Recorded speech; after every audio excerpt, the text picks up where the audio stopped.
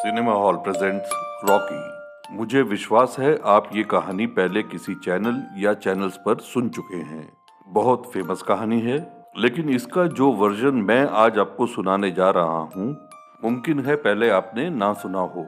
बहुत से लोगों का मानना है कि इंसान अपनी तकदीर खुद लिखता है, और ऐसा ही कुछ किया है इस फिल्म के राइटर और एक्टर सिल्वेस्टर स्टेलोन ने। जी हाँ, इस कहानी के राइटर खुद सिल्वेस्टर हैं। कहानी एक 30 वर्षीय क्लब लेवल के बॉक्सर की है जो बॉक्सिंग एसोसिएशन का मेंबर है, लेकिन उसने आज तक कोई भी खिताब नहीं जीता है। अपनी रोजमर्रा की जिंदगी को चलाने के लिए वो एक सूदखोर के लिए काम करता है, यानी कि उधार लिए हुए पैसों की किश्तों की वसूली, जिसके बदले उसे कमीशन मिल जाती है और उसका काम चल जाता है। लेकिन इस काम की वजह से वो फुल टाइम ट्रेनिंग भी नहीं कर सकता। 30 साल की उम्र में उसका बॉक्सिंग करियर लगभग खत्म ही है और समाज में उसकी कोई खास प्रतिष्ठा भी नहीं है। ऐसा कहते हैं कि भगवान सबको जिंदगी में एक मौका जरूर देता है, और ऐसा ही मौका एक दिन मिलता है रॉकी को। World heavyweight champion Apollo creed की एक फाइट होने वाली है उसकी हैवीवेट बेल्ट के दावेदार के साथ। तमाम तैयारियां हो चुकी हैं, लेकिन ऐन मौके पर दावेदार को डॉक्टर से मेडिकल फिटनेस सर्टिफिकेट नहीं मिलता। इतनी मेहनत करने के बाद अपोलो फाइट को रद्द करने के हक में नहीं है। वो किसी तरह से भी फाइट करवाना चाहता है, लेकिन उसकी बेल्ट का कोई भी कंटेंडर रेडी नहीं है। ऐसे में वो एक तरकीब निकालता है। अमेरिका को लैंड ऑफ अपॉर्चुनिटी कहा जाता है, और फाइट 1 जनवरी को होनी है, साल के पहले दिन। अपोलो बॉक्सिंग एसोसिएशन के किसी बॉक्सर को अपने जिंदगी का सबसे बड़ा मौका देना चाहता है।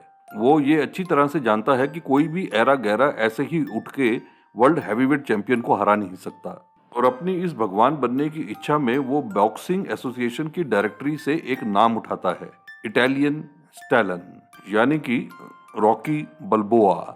वो रॉकी बल्बोआ जो खुद भी अपनी बॉक्सिंग को सीरियसली नहीं ले रहा, लेकिन ऐसा मौका मिलने पर कौन उसे गवाएगा, और रॉकी अपोलो से लड़ने की तैयारी शुरू कर देता है। उस जमाने में 15 राउंड्स की फाइट हुआ करती थी। अपोलो बहुत मजबूत मुक्केबाज है, लेकिन बाएं हाथ के बॉक्सर उसकी कमजोरी हैं, और रॉकी बाएं हाथ का बॉक्सर यानी कि साउथ पॉ है। और वो फाइट वाले दिन बॉक्सिंग रिंग में अपोलो के सामने 15 राउंड खड़ा हो जाता है, अड़ ही जाता है, और ये नज़ारा पूरा अमेरिका देखता है। फिल्म बहुत बड़ी हिट हुई, और सिल्वेस्टर ने भी पीछे मुड़कर फिर कभी देखा नहीं। लेकिन सिल्वेस्टर की असली जीत फिल्म के पर्दे पर नहीं हुई थी, फिल्म के पर्दे के बाहर हुई थी। मोहम्मद अली की एक फाइट को देखकर सिल्वेस्टर ने ये कहानी बनाई। उस समय वो 30 वर्षीय स्ट्रगलिंग एक्टर था। ऑडिशंस के लिए जाता था और अक्सर रिजेक्ट हो जाता था, और हफ्ते के $36 कमाता था। ऐसी ही एक ऑडिशन पर वो गया और एक बार फिर से रिजेक्ट हो गया, लेकिन उसने ऑडिशन लेने वाली टीम को ये बताया कि वो लिखता भी है। उत्सुकता में उन्होंने भी कह दिया कि अगर तुमने कुछ लिखा हो तो दिखाओ, और सिल्वेस्टर ने उन्हें रॉकी का पहला ड्राफ्ट भेज दिया।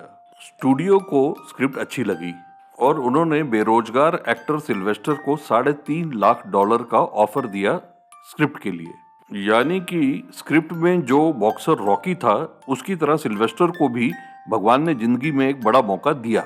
उस समय सिल्वेस्टर की हालत कुछ ऐसी थी कि वो अपना पालतू कुत्ता बेचने के बारे में भी सोच रहा था। हाँ, यही वाला बटकस। लेकिन उसने सिर्फ स्क्रिप्ट बेचने से मना कर दिया। उसकी शर्त ये थी कि अगर पिक्चर बनेगी तो रॉकी बल्बोआ वही बनेगा।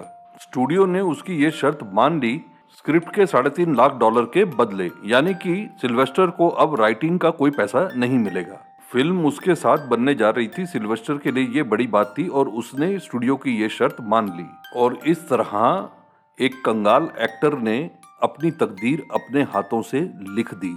यानी कि असल जिंदगी में उसने ये स्क्रिप्ट लिखी, और पर्दे पर उसके कैरेक्टर रॉकी बल्बोआ ने भी जिंदगी की जंग जीत ली।